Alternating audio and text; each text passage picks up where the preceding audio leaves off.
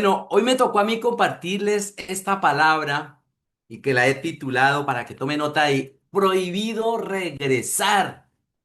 Y quiero comenzar con una palabra que está en Juan 5 del 8 al 9.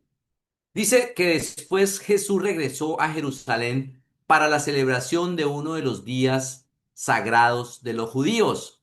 Dentro de la ciudad, cerca de la puerta de las ovejas, se encontraba el estanque de Betesda, que tenía 5 pórticos cubiertos. Dice el verso 3: una multitud de enfermos, ciegos, cojos, paralíticos estaban tendidos en los pórticos. Uno de ellos era un hombre que hacía 38 años que estaba enfermo. Cuando Jesús lo vio y supo que hacía tanto que padecía la enfermedad, le preguntó: ¿te gustaría recuperar la salud? Y él responde: es que no puedo, Señor, contestó el enfermo, porque no tengo a nadie que me meta en el estanque cuando se agita el agua. Siempre alguien llega antes que yo. Jesús le dijo: ponte de pie, toma tu camilla y anda. Al instante, el hombre quedó sano, enrolló la camilla y comenzó a caminar. Pero ese milagro sucedió el día de descanso. Pues bien, hay lugares que no parecen malos, pero nos detienen nuestro avance. Y el estanque de Bethesda era un lugar lleno de necesidad, era un lugar de dolor, era un lugar de desesperanza o esperanza frustrada. Allí se reunían enfermos, ciegos, cojos, gente deprimida, paralíticos, esperando a que el agua se moviera, creyendo que su milagro dependía de llegar primero. Y muchos de ellos estaban cerca del milagro, pero estaban lejos de un cambio. Y quiero que por un momento nos imaginemos ese lugar. Imaginémonos a esa gente toda tendida ya en el suelo. Creo que no era un lugar muy agradable. Esos olores, la queja, el ambiente de tristeza, olía a chucha. Imaginémonos ese ambiente de incertidumbre, porque llevaban años perdidos, como es el caso del paralítico, llevaba 38 años y 38 años de excusas y de una vida que estancada. Pues Bethesda representa una vida estancada, una zona cómoda, una excusa constante. Es el lugar donde podemos pasar años esperando que algo ocurra. Por ejemplo, hay personas que no están ni en Egipto, pero tampoco están en la tierra prometida. Están en el centro, en un estanque, un lugar donde quizás hay esperanza, pero no hay un cambio. Hay movimiento, pero no hay avance. Hay milagros ocasionales, pero de pronto llevan vidas estancadas. Muchos pueden estar quizás endeudados y no han entendido el principio que el Señor les habla una y otra vez y les dice: ¿quieres salir de ese estanque? Y de pronto el Señor a muchos les dice: lee Malaquías 3:10. Pruébame, le dice el Señor, mira si no abriré las compuertas de los cielos.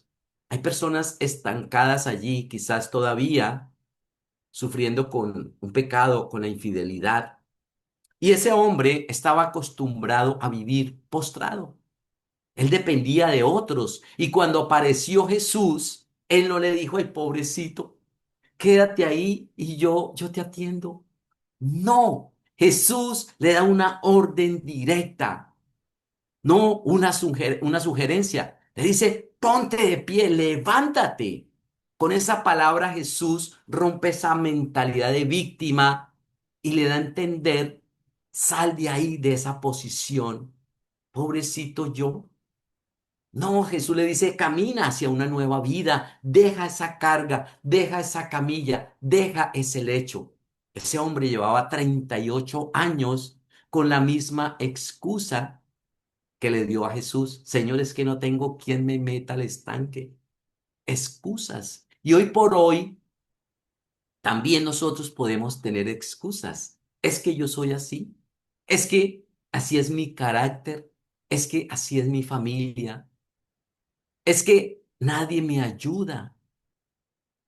O quizá le echamos la culpa de mis problemas a alguien. Es que me hizo mucho daño. Pues ¿por qué no perdonamos y seguimos adelante? Y dejamos ese pasado atrás, porque el pasado no determina nuestro presente ni nuestro futuro. No tenemos que tener más excusas. Cuando Jesús habla, las excusas ya no sirven de nada. Entonces Jesús después se lo encuentra en el templo y le pega una confrontada y él le advierte en Juan 5:14 y le dice, ya estás sano, así que deja de pecar o podría sucederte algo mucho peor. Prohibido regresar, no porque quizá el Señor no nos quiera, nos quiera quizás limitar, no, sino porque volver atrás puede destruir lo que Él ya restauró. Dios no solo quiere sacarnos del estanque, Él quiere enseñarnos a caminar lejos de Él, lejos de la culpa, lejos del pecado, lejos del dolor, lejos de la depresión, lejos del miedo, lejos de las excusas, lejos de una vida paralizada sin propósito. Y dice la palabra en 2 de Corintios 5:17. Esto significa que todo el que pertenece a Cristo se ha convertido en una persona que nueva. La vida antigua ha pasado, una nueva vida ha comenzado. Pues Dios no quiere que vivamos estancados. Dios no quiere que vivamos allá en la mitad entre Egipto y la tierra prometida. No, Dios quiere vernos a todos en la tierra prometida. Él quiere que nos levantemos y que caminemos a lo nuevo, pero nos advierte dos cosas que hoy quiero compartirles. La primera es que el verdadero desafío no es levantarnos, sino que permanecer. Permanecer. El paralítico salió del estanque como sano, pero el estanque seguía allí. Ese era un lugar que no podía desaparecer. La multitud de cojos ciegos seguían en ese lugar y esas viejas voces a las que él estaba acostumbrado continuaban en ese lugar. Entonces, el milagro ocurrió en un instante, pero permanecer en lo nuevo requería que una decisión diaria, una muerte constante a mi viejo yo, para que el Espíritu Santo se pueda manifestar. Entonces Jesús no volvió a aparecer a su lado, al lado de este hombre. Así que este hombre le tocó que andar solito todos los días y ahora sí venía el verdadero desafío. ¿Cómo vivir después del milagro? ¿Cómo permanecer? Debería sostenerse que solito en su fe y en su obediencia al Señor. Él había recibido un milagro por fe, pero conservarlo ya era su responsabilidad y su convicción, porque salir del estanque era un acto espiritual, pero no volver allí era qué, era una actitud del corazón, una decisión que requería permanencia y firmeza. Y dice la palabra en Hebreos 11:1, quizás todos no la sabemos, es pues la fe la certeza de lo que se espera y la convicción de lo que no se ve. La convicción es una certeza tan profunda en el corazón que no depende de las circunstancias. Es decir, aunque no veo, yo tengo que creer. Aunque no sienta, yo sigo. Aunque cueste, yo permanezco. Mire, es fácil decir yo amo a Dios cuando todo está bien, pero la convicción se ve cuando oramos y quizás no vemos respuesta. Permanecemos, aún así cansados, afligidos, seguimos obedeciendo y creyendo. La convicción se ve cuando nos rechazan por la fe. A nosotros, muchos nos critican, Muchos se alejan, muchos nos señalan por ser cristianos con mi esposa. No tenemos casi amigos aquí, Dios nos dio una familia hermosa que son ustedes. Pero a nosotros nos critican y muchas veces no nos invitan a las reuniones. En diciembre todos se reunieron, no nos invitaron. Pero nuestras convicciones siguen firmes. A mí nada de eso me interesa. A mí me interesa qué piensa Dios de nosotros, de lo que yo creo. Dice la palabra en Hebreos 10:23. Mantengámonos firmes, sin titubear en la esperanza que afirmamos, porque se puede confiar en que Dios cumplirá su promesa. Firmes, dice un candidato que estamos orando como presidente de nuestro país, firmes por la patria. Eso es no retroceder. No nos rindamos, firmes, no cambiar de camino cada vez que haya una dificultad. Firmes. Muchos podemos celebrar un milagro y lo hemos visto, pero lamentablemente luego regresan a ese lugar de espera. Y quizás no necesariamente físicamente, ojo, vuelven con los pensamientos antiguos de pronto a los mismos temores, vuelven a la misma mentalidad, vuelven a los mismos hábitos. A mí me aterra. Cuando hemos trabajado con personas mucho tiempo ministrando los corazones, hemos hecho todo tipo de proceso y hoy vemos que sus temores, sus excusas siguen ahí y vuelven a repetir lo mismo. Y Dios, pero si eso se lo ministramos hace un año, ¿por qué regresó allá? ¿Por qué está odiando otra vez a su esposa? ¿Por qué no ha podido perdonar? Volvemos. Esos temores nos llevan nuevamente. Hay muchos que tienen la sanidad, pero viven como si nunca el milagro hubiera ocurrido en ellos. El que tiene la convicción no vuelve al estanque, no se rinde a mitad de camino, no cambia a Dios por el dinero, por la comodidad, por nada. El estanque representa dependencia. Caminar hacia nuestra libertad representa responsabilidad, permanecer en disciplina. Eso es lo que nosotros como hijos de Dios tenemos que hacer. Y dice la palabra en Juan 15:4. Permanezcan en mí y yo permaneceré en ustedes. Pues una rama no puede producir fruto si la cortan de la vid, y ustedes tampoco pueden ser fructíferos a menos que permanezcan en mí. Entonces, permanecer es decidir. Es decir, no cuando antes decíamos a todo que sí. Yo aprendí con mi esposa, aprendí porque el Señor me confrontó muchas veces a decir no. Yo era muy fácil para mí decir sí, era muy rápido y a todo le decía que sí. Entonces, permanecer es creer cuando no vemos nada.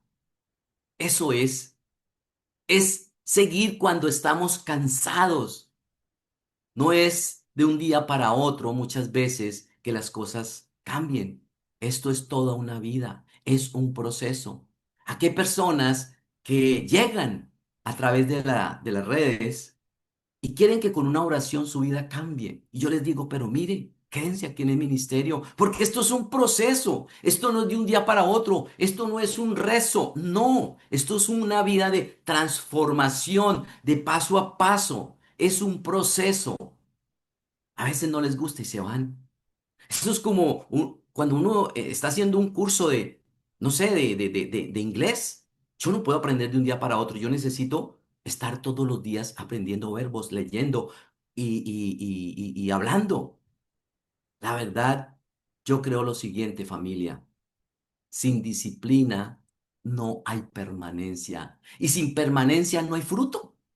No, eso es como la comida. Ay, no, no comemos una sola vez por semana y esperamos estar fuertes. No, la disciplina es estar cuando es fácil y cuando cuesta.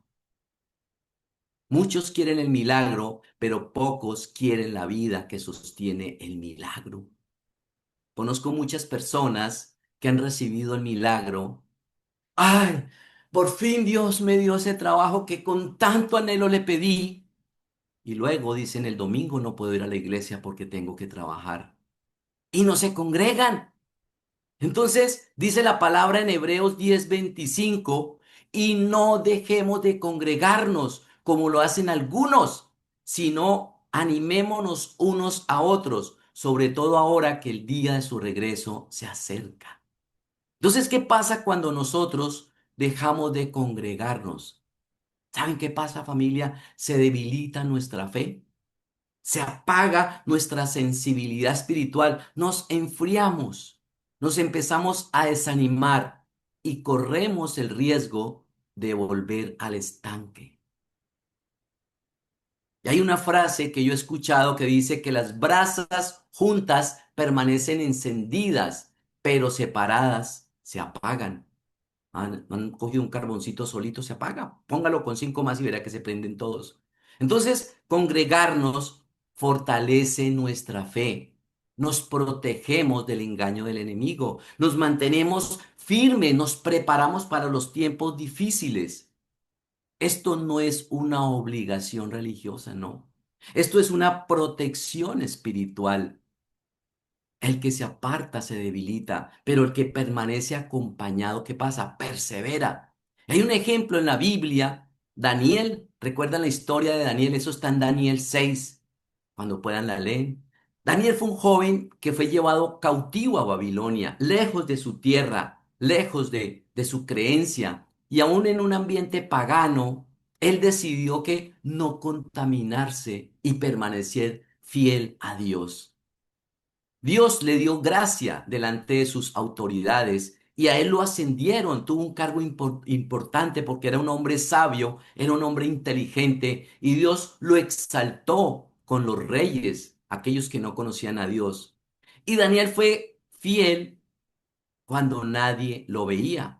Dice la palabra en Daniel 6:10. Sin embargo, cuando Daniel oyó que se había firmado la ley, fue a su casa y se arrodilló como de costumbre en la habitación de la planta alta, con las ventanas abiertas que se orientaban hacia Jerusalén. Oraba 3 veces al día, tal como siempre lo había hecho, dando gracias a su Dios. ¿Oraba cuánto? 3 veces al día, aun cuando hacerlo, eso significaba muerte, porque les habían puesto una ley que ellos no podían orar a su Dios. Entonces, él obedeció y fue disciplinado, pero por eso tuvo consecuencias y fue lanzado, recuerdan, al foso de los leones. Pero Dios, ¿qué hizo? Fue y le cerró la boca a esos leones y lo libró de la muerte. La fidelidad de Daniel que hizo glorificar a Dios delante de las naciones, delante de los reyes. Aquellos reyes conocieron de Dios por Daniel. Dios honra a los que permanecen firmes. Hoy Dios nos llama a eso, familia, a permanecer en el matrimonio. Eso requiere disciplina. Disciplina. Hay que perdonar todos los días. Nosotros a veces con mi esposa tenemos por ahí nuestros roces y aprendimos a perdonarnos, a no dejar que el sol se ponga sobre nuestro enojo, a dedicarnos tiempos de calidad. Eso hacemos. La disciplina es constancia. Constancia. Lamentablemente muchos buscan a Dios cuando todo va mal, pero lo abandonan cuando todo va bien. Permanecer con Dios es buscarlo cuando no hay ni siquiera una emergencia. Eso es permanecer, amarlo, cuando estamos bien. Dice la palabra en 1 Corintios 9 del 24 al 27. No se dan cuenta de que en una carrera todos corren, pero solo una persona se lleva el premio. Así que corran para ganar. Todos los atletas se entrenan con disciplina. Lo hacen para ganar un premio que se desvanecerá, pero nosotros lo hacemos por un premio eterno. Por eso yo corro cada paso con propósito. No solo doy golpes al aire, disciplino mi cuerpo como lo hace un atleta. Lo entreno para que haga lo que debe hacer. De lo contrario, temo que después de predicarles a otros, yo mismo quede descalificado. Pablo escribe a la iglesia de Corinto y es una ciudad conocida por los juegos atléticos. Y él usa esta ilustración que todos se identificaban con él, todos lo entendían, una carrera, y lo compara con la vida cristiana. Y les dice, esto no es un paseo, esto es una competencia ¿qué? Espiritual, con propósito. Todos corren, pero uno solo obtiene el premio. Por eso no basta con empezar bien, hay que terminar bien. La disciplina incluye renunciar a lo que no nos edifica, decir no a lo que nos debilita. Es tener en orden nuestros hábitos, las prioridades. Esto nos lleva a pensar algo y es que una vida sin dirección espiritual se cansa muy rápido. Eso nos pasa. Entonces muchos queremos resultados rápidos, pero no queremos pagar un precio. Por ejemplo, en temas de salud, nos mandan un tratamiento, el médico, y nos dice, tiene que cambiar hábitos. Y nos vamos juiciosos, nos tomamos el medicamento y nos dice, tiene que ir al gimnasio, tiene que tomar agüita. Pero comenzamos en el gimnasio animados y de pronto no volvemos. Comenzamos a ser juiciosos con la comida y nos empezamos a descuidar. ¿Y qué pasa? Volvemos atrás. Por eso permanecer saludables requiere de qué? De hábitos. Yo tengo que hacer mucho esfuerzo, se los garantizo, como lo prediqué una vez, de tener dominio propio con esos helados y el arepehuevo que venden en mi ciudad. Con el sancocho tengo que hacer mucho esfuerzo, pero yo tengo que tener fuerza de voluntad.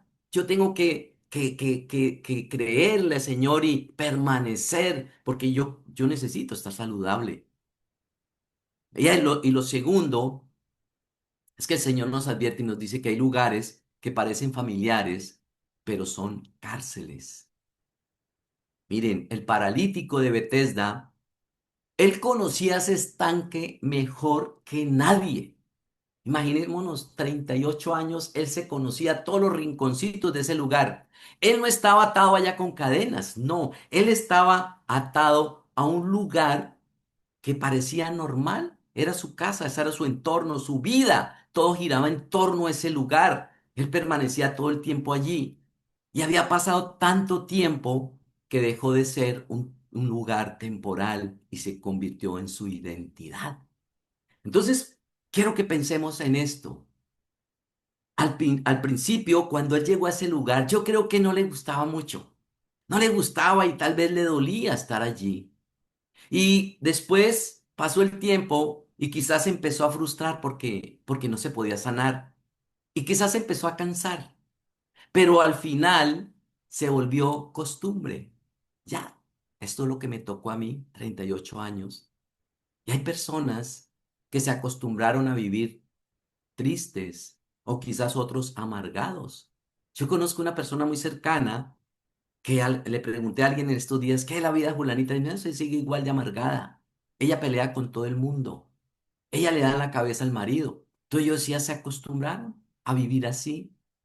No, muchos se acostumbran a vivir en pecado y se vuelve normal. Ay, Señor, me perdona. O muchos se acostumbraron a tener relaciones dañinas, a tener personas con las cuales nos, nos afectamos y nos acostumbramos a, pues él es así. Él toda la vida me ha gritado, me ha pegado. Ella siempre se burla de mí, ella no se somete a mí. Nos acostumbramos a una fe más o menos. A un día creemos, otro día no. Hay un ejemplo con el pueblo de Israel. Ellos conocían a Egipto mejor que el desierto. Ellos conocían muy bien a Egipto porque también vivieron muchos años allí y ellos vieron muchos milagros que Dios hizo. En Éxodo 14:12 dice, ¿no te dijimos que esto pasaría cuando aún estábamos en Egipto? Te dijimos, déjanos en paz, déjanos seguir siendo esclavos de los egipcios. Mire lo que sigue. Es mejor ser esclavo en Egipto que un cadáver en el desierto. Entonces yo me pregunto, ¿por qué se comportan de esta manera con el Señor? Porque lamentablemente lo conocido da una falsa seguridad. Aunque el lugar sea de esclavitud. Egipto era eso, Egipto era esclavitud. Pero Israel decía, allá comíamos bien. Y dice la palabra en Números 11:5, cómo nos acordamos del pecado, del pescado, hoy estoy trabado, que comíamos gratis en Egipto y teníamos todos los pepinos, los melones, los puerros, las cebollas y los ajos que queríamos. Es impresionante. Olvidaron toda la pata y el látigo, los golpes, la dureza con que los trataban los egipcios. Ellos se olvidaron de que les daban una mala vida, solo de que se acordaron de ese menú tan sabroso es que allá comíamos, delicioso. Ay, yo me acuerdo cuando nos daban esa comidita, ese, esos pepinos, esos puerros. Egipto no era libertad, era opresión, era trabajo forzado, era humillación. Pero como tenían la comida segura, su mente empezó a romantizar el pasado.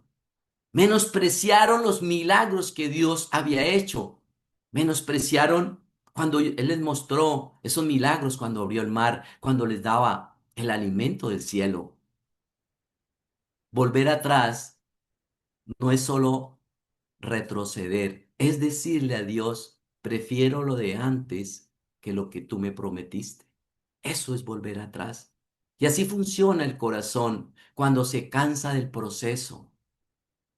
Empieza a recordar lo bueno y a borrar lo que estaba destruyendo. Muchos, lamentablemente, hoy confunden comodidad con bendición. Y ojo con esta, muchos confunden proceso con abandono de Dios. No, la esclavitud se vuelve cómoda cuando el miedo empieza a gobernarnos. Es increíble, el pasado deja de doler. Y quizá la mente se acostumbra a eso, nos acostumbramos a vivir allá. Israel decía, estábamos mejor antes, pero eso no era verdad. Era tal vez nostalgia mezclada, no sé, con ingratitud. Yo he escuchado personas que dicen lo siguiente, y no sé si ustedes lo han escuchado, pero yo no sé qué me pasa, pero desde que conocí a Dios, ahora las cosas no me salen bien. Antes vivía más tranquilo, antes no tenía los problemas que tengo ahora.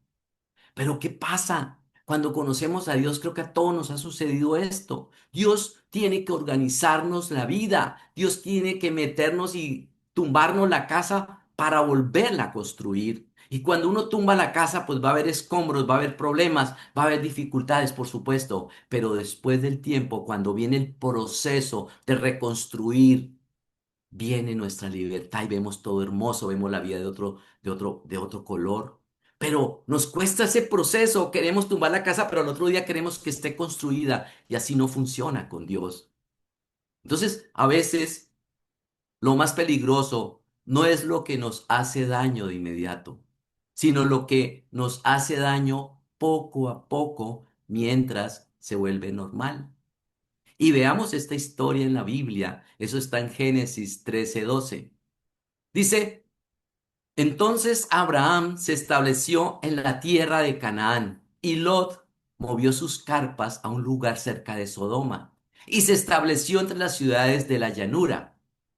¿Recuerdan la historia de Sodoma? Sodoma no parecía un lugar peligroso al principio. Era una ciudad próspera, era una ciudad bonita, era una ciudad atractiva, era una ciudad bien ubicada y Lot la vio y dijo, wow. Me gustó, parecía una buena opción para vivir allí. Entonces, Sodoma representa prosperidad, pero sin Dios. Y era una tierra fértil, parecía buena para el ganado de Lot, pero él no tuvo discernimiento y no evaluó lo más importante. Miren lo que dice el verso 13. Pero los habitantes de esa región eran sumamente perversos y no dejaban de pecar contra el Señor. Dios, ¿qué pasó con Lot? Él la eligió por vista, no por discernimiento.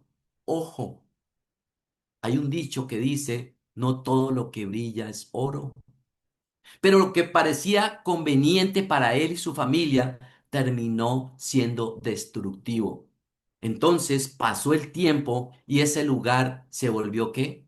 Familiar. Lot vivía rodeado de maldad. Había maldad por todo lado que rodeaba su casa y él se adaptó tanto a ese ambiente. Y miremos esto, cuando llegó el momento de que el Señor iba a acabar esta ciudad, tuvieron que sacarlo casi a las malas, tuvieron que sacarlo de las mechas porque se acostumbró tanto a este lugar que él no quería salir. No me da, saquen de aquí, que yo vivo aquí feliz. Recordemos, su esposa también le dijo, Señor, nadie mire para atrás. Y esta mujer miró para atrás porque su corazón seguía allí. Lo familiar se volvió más fuerte que la advertencia de Dios. Salir de Sodoma fue difícil porque ya era parte de ellos. Aunque Dios quiso salvarlos, ellos dudaron. Se demoraron en salir. Ellos miraron para atrás. Y entonces Sodoma no solo era una ciudad, ya era que una mentalidad. Por eso es peligroso cuando un lugar malo se vuelve un lugar normal en nuestra vida. Y muchas veces nos preguntamos, ¿qué hace un justo en Sodoma? ¿Qué hace ese cristiano metido en ese lugar? ¿Qué hace allí? Y suben la foto y digo, pero ¿por qué está usted? ¿Qué está haciendo en Las Vegas? Perdóneme con todo el respeto, pero hay lugares donde no debemos ir. Hoy también existen sodomas modernas, ambientes, relaciones, hábitos, pensamientos y estilos de vida que parecen normales. Pues no parecen graves porque son parte de nuestra rutina. Pero ¿sabe qué pasa? Van apagando poco a poco nuestra sensibilidad de Dios. Entonces, lo familiar pueda que nos dé sensación de seguridad, aunque espiritualmente nos esté destruyendo. No tiene por qué darnos miedo lo nuevo, ni dejar de pensar que el cambio nos incomoda. Y por eso Dios a veces nos incomoda y a la gente no le gusta, porque Dios aparece en nuestra vida para acomodarnos, pero primero tiene que, ¿qué? Desacomodarnos, incomodarnos, nos mueve. Dice, ¿qué pasó aquí? Todo se me está moviendo. Ah, Dios, desde que te conocí. No, Dios nos quiere sacar de lugares. A veces Dios nos saca personas de la vida. A mí me pasó. Y yo pelea con Dios, pero que me estoy quedando sin amigos. Pues esos amigos eran los que me inducían a mí al pecado. Pues esos amigos eran los que le echaban el ojo a mi esposa. Esos amigos tenía que salir de mi vida, pero a mí me incomodaba. Ahora Dios nos incomoda no para quitarnos algo bueno, no, sino para salvarnos de algo que lamentablemente nos puede estar matando. Entonces tal vez no estamos encadenados, pero podemos estar en ese momento detenidos. Entonces la pregunta es hoy, ¿qué lugar se volvió demasiado cómodo? La pregunta es, ¿este lugar acerca mi corazón a Dios o lo endurece? ¿Estoy creciendo espiritualmente? Preguntémonos, ¿qué relación ya no nos edifica? ¿Estoy repitiendo ciclos? Porque no todo lugar donde nosotros nos sentimos cómodos es un lugar donde nuestra alma está a salvo. Por eso hoy Dios nos dice, prohibido regresar. Quiero que cerremos los ojos y vamos a orar. Padre, te damos gracias por esta palabra. Señor, hoy te queremos pedir perdón porque quizás nos acostumbramos, Señor. Tú nos diste la bendición, hiciste el milagro, pero hoy seguimos, Señor, quizás mentalmente allí en el estanque. Y quiero que pienses esas últimas preguntas. ¿Qué lugar todavía te cuesta dejar? ¿O qué persona o qué sentimiento te cuesta dejar? ¿Qué no has podido abandonar? Quizás te has sentido cuando el Señor ha hecho movimientos incómodo, incómoda, pero es parte de lo que Dios está haciendo con nuestra vida. Hay momentos en los que parece que Dios no nos escucha, pero Él está trabajando en silencio. Hay momentos que todo parece al revés. Es porque Dios nos está poniendo la vida en orden. Perdónanos, Señor, si nos hemos alejado de ti. Perdónanos, Señor, si nos diste el milagro y no queremos muchas veces congregarnos. Perdónanos, Señor, si aún hay cosas que nos atan y nos mantienen en el estanque, pero hoy decidimos salir de ese lugar. Y hoy el Señor nos dice, nos da una orden, levántate, sal de ahí, no regreses, prohibido regresar a ese lugar. Hoy el Señor nos dice y nos advierte, no vuelvan allá, es peligroso. Y vas a decir, Señor, yo te entrego estos pensamientos que van una y otra vez al pasado. Yo te los entrego. Yo te entrego, Señor, esos temores, todo aquello que me quiere devolver, esas voces internas que me dicen, regresa, regresa. Aquí había buena comida, aquí la pasábamos bien, aquí la pasábamos rico. Regresa. Pero esas son voces del diablo y hoy le prohibimos al enemigo que venga a hablarnos en voz baja, que venga a confundirnos, que venga a desanimarnos. Hoy se va en nuestra vida en el nombre de Jesús. La culpa se va ahora mismo en el nombre de Cristo Jesús. La vergüenza se va en el nombre de Jesús. Esa falta de perdón, el antiamor, el antiperdón, sale el anticristo, sale toda frialdad espiritual. En el nombre de Jesús, hoy le quitamos al enemigo el derecho que tenga sobre nuestra vida y hoy decidimos soltar esa camilla. Hoy decidimos dejar aquello a lo cual nos aferrábamos, que nos hacía sentir seguros en este lugar. Y hoy nos levantamos contigo, Señor, y queremos permanecer firmes, Señor, en nuestra fe. Permanecer, Señor, siendo disciplinados, estando cerca a tu corazón. Ayúdanos, Señor, a mantenernos firmes en la fe. Ayúdanos a mantenernos firmes en la oración. Ayúdanos, Señor, a que nuestra prioridad seas tú. Hoy queremos, Señor, permanecer. Guarda nuestras vidas y nuestros corazones de no volver atrás. No permita, Señor, que nos acostumbremos a algún lugar que parece bueno, pero que nos hace daño, que nos destruye, que nos mata.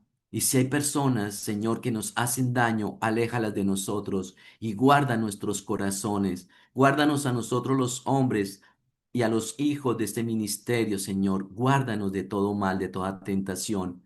Aléjanos de las personas malintencionadas que nos quieren hacer daño. Cuida, Señor, el corazón de los jóvenes de este ministerio. Cuídanos a nosotros los hombres, Señor, nuestros ojos. Danos discernimiento para saber qué lugares ir y qué lugares no. Guárdanos, Señor, apártanos de los planes perversos del enemigo que nos quieren hacer caer, Señor, que nos quieren hacer volver a ese pasado oscuro, volver a ese pasado, Señor, donde tal vez nos acostumbramos al pecado. Guárdanos, Señor. Hoy oro, Señor, por las mujeres de este ministerio, para que tú las bendigas, para que tú quites de ellas todo temor a ser juzgadas por su pasado. Sácalas de allí, Señor, si aún su mente quiere volver esos pensamientos de que tal vez se sienten juzgadas, se sienten tal vez aisladas por todo lo que pasó en su vida. Señor, tú ya las perdonaste, ya las redimiste, les diste una nueva vida. Ellas son libres. En el nombre de Cristo Jesús, oro por los matrimonios de este ministerio, Señor, para que tu presencia esté en medio de ellos dos. Tu palabra dice que el cordón de tres dobleces jamás se romperá. Y yo declaro, Señor, que nosotros como matrimonios nos guardamos, nos apoyamos, nos respetamos, nos cubrimos la espalda, nos amamos, Señor, nos perdonamos y nos dedicamos tiempo de calidad. Vuelve el romanticismo, hoy vuelve la pasión en nuestros hogares, hoy vuelve la presencia del Espíritu de Dios a nuestros hogares y declaramos que ningún arma forjada en contra de nuestras familias prevalecerá. Bendito eres tú, Señor. Gracias por habernos sacado del fango. Gracias por el día, Señor, en que nos diste una nueva oportunidad de vida. Gracias por el milagro que has hecho en mi vida. Dale gracias al Señor por ese milagro.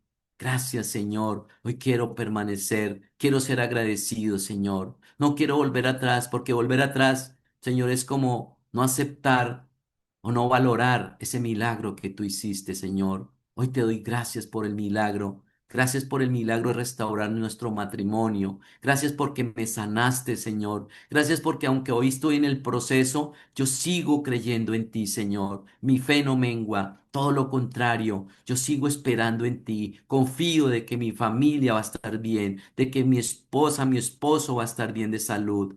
Yo confío, Señor, de que las personas de este ministerio que están en su situación difícil de salud, Señor, tú tienes un plan y un propósito y tú, Señor, los levantas, tú les fortaleces su vida, Señor. Hoy creemos que tú eres real, que tú eres un Dios fiel, bueno, poderoso, que tú eres Jehová, Dios nuestro, Dios de los ejércitos celestiales, todopoderoso.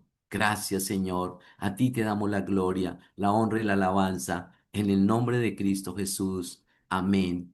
Amén. Esperamos que esta palabra haya sido de gran bendición para tu vida, que traiga ánimo, esperanza, consuelo, que venga una transformación y un cambio en esta semana.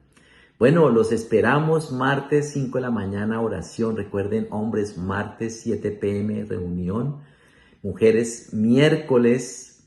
Y bueno, acuérdense, síganos en nuestras redes sociales, en Instagram como Minres Familias, por YouTube. Nos vemos. El Señor les bendiga. Hasta pronto. Chao, chao.